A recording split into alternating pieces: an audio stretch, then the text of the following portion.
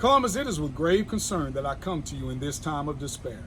While there are many who would have you to believe that we are living in unprecedented times, I beg to differ.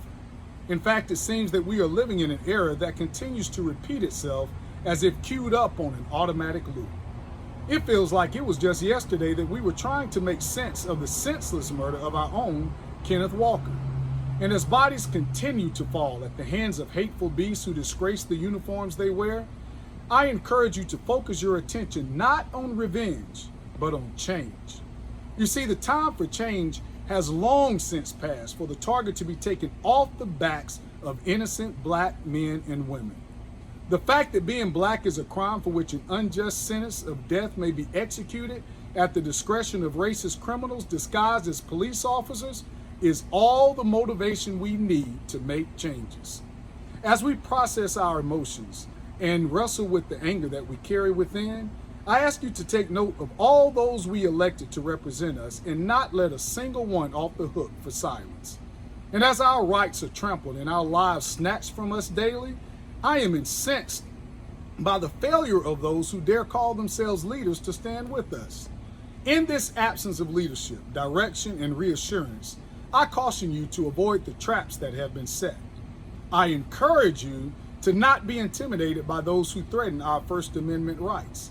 I remind you to be mindful of your rights and equally mindful of your responsibilities. In the absence of the emergence of a credible leader, I encourage you to find the strength in the immortal words of Dr. King when he said that history will have to record that the greatest tragedy of this period of social transition was not the strident clamor of the bad people, but the appalling silence of the good people. Injustice anywhere is a threat to justice everywhere. Columbus, this is why people across the nation are marching in the streets of their communities. Dr. King, he continues saying, we are caught in an inescapable network of mutuality, tied in a single garment of destiny. Whatever affects one directly affects all indirectly. Now listen closely, brothers and sisters, at the words of Dr. King. He who passively accepts evil is as much involved in it as he who perpetrates it. He who accepts evil without protesting against it is really cooperating with it. Let me repeat that. He who accepts evil without protesting against it is really cooperating with it.